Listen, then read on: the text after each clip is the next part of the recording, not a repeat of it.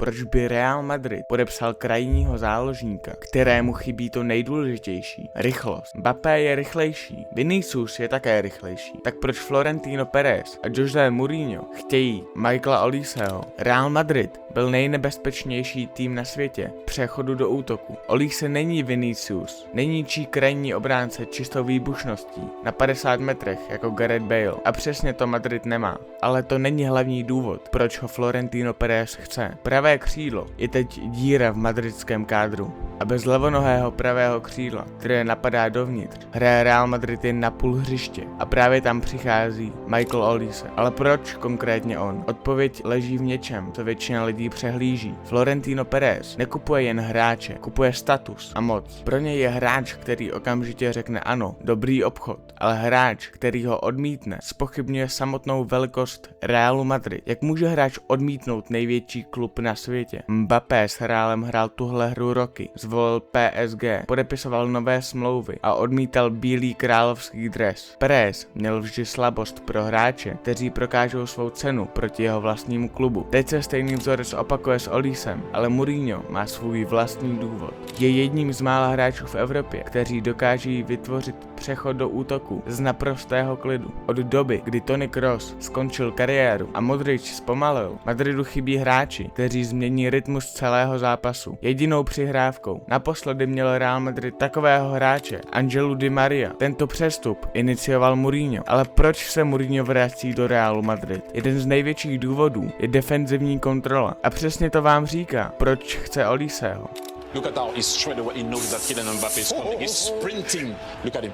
He's disturbing Kylian Mbappé. Proč je to pro Real Madrid klíčové? Protože pokud si myslíte, že Olise přináší dribbling, mýlíte se. Mourinho nevyřeší Madridův defenzivní problém jen podpisem nových středních obránců a krajních beků. Kylian Mbappé a Vinicius Junior jsou luxusní křídla mimo držení míče. Jejich defenzivní práce se většinou omezuje na občasný pressing na stoperu. V Kompanyho systému je Olise spolehlivý v tom, že se vrací s disciplínou a pomáhá svému krajnímu obránci. A přesně proto mu Kompany dává tolik volnosti dopředu.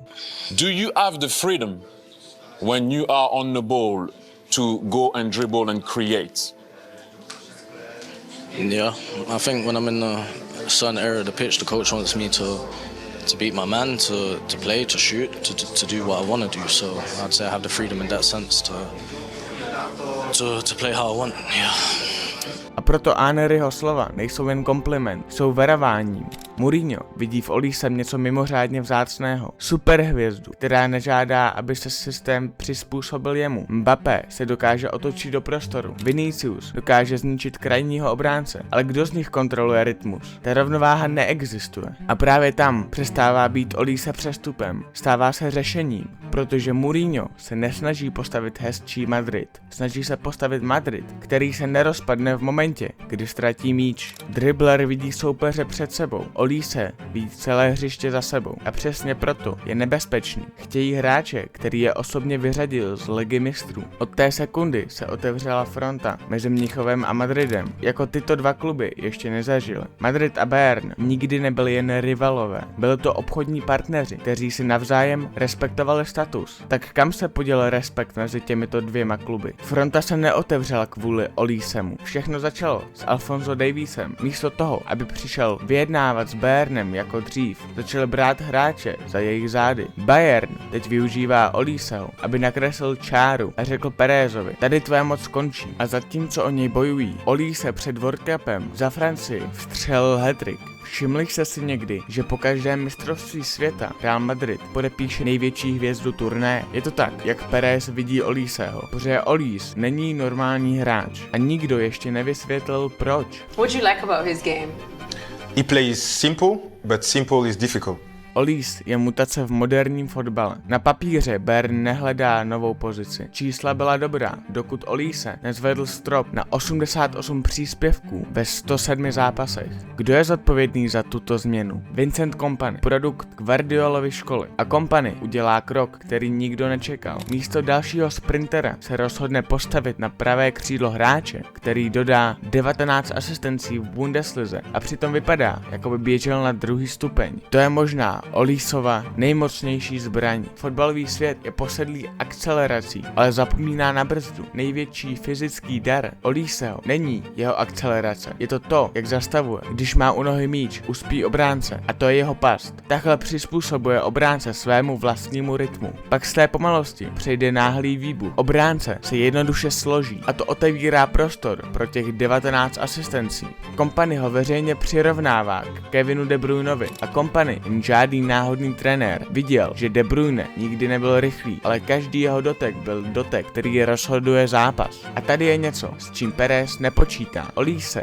už ve své kariéře jednou odmítl nejbohatší klub na planetě, když se ho všiml i Luis Enrique. Vracíme se přesně k té otázce, proč je Michael Olise tak výjimečný. Abyste pochopili, proč Olise odmítá největší kluby, musíte se vrátit do momentu, kdy ho oni odmítali. Strávil 7 let v Chelsea, ochutnal i Manchester City, ale konec byl vždy stejný. Anglická elita nevěděla, co s ním dál. A to není nejdůležitější část. Nejdůležitější je to, co udělal dál. Fotbal nevzdal. Tým Reading nebyla romantická zastávka, ale bylo to místo, kde se Olise stal profesionálem. V 17 letech byl hozen do ohně Championship. Získal strukturu bez míče, začal bránit a naučil se vyhrávat souboje. A to, co v Readingu vybudoval, nebyl fotbalista, byl to mozek. Proto Thierry Henry řekl, že Olise hraje fotbal mozkem, ne očima. Michael Olise is a different player. He sees the game, as I mentioned, more often than not with his brain. Ale byla jedna věc, kterou mozek nemohl opravit. Tělo. Nohy ho začal zarazovat. 3 natržení hamstringu ve 2 sezónách v Crystal Palace. Pak přišel Oliver Glasner a změnil všechno. Proč je Glasner zlomový bod? Byl první trenér, který rozpoznal, že Olise není křídlo. Přesunul ho z pomezní čáry do půl prostoru a postavil kolem něj systém. A pak mu dal partnera, Ezeho, kterým Olise hrál fotbal, jako by vyrostli na stejné ulici. Palace přestal být tým Premier League a stal se problémem, který nikdo nedokázal vyřešit.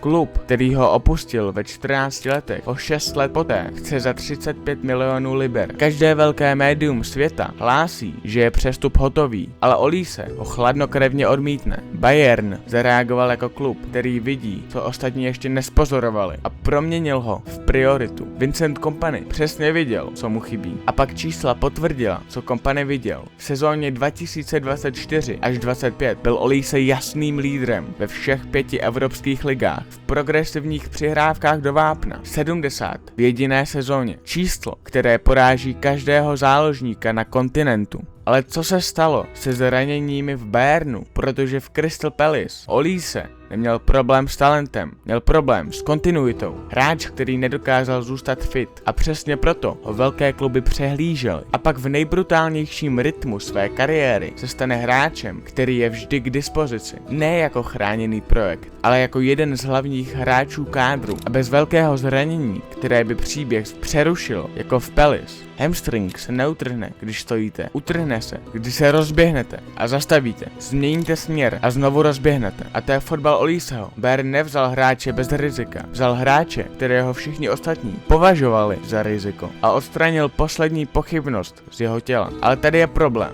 který Bayern nedokáže vyřešit. Mistrovství světa, protože Bayern může kontrolovat minuty, ale Francie má turnaj, tlak celého národa. A proto mistrovství světa není jen odměnou za Oliseovu formu. Je to nejnebezpečnější test jeho proměny. V Bayernu byla odpověď jasná. Dokáže to, pokud je systém kolem něj dostatečně přesný. Mistrovství světa je odstraněním ochranné vrstvy. Bayern mu dal kontinuitu. Francie mu dává jeviště a mistrovství světa klade jedinou otázku. Dokáže se Olise stát hráčem, díky kterému Francie přestane záviset na Mbappém? A Perez to všechno sleduje. Na jedné straně hráč, kterého potřebuje, na druhé straně hráč, který na něj v Madridu už čeká a mezi nimi mistrovství světa, která dá odpověď, jakou žádný přestup nedá.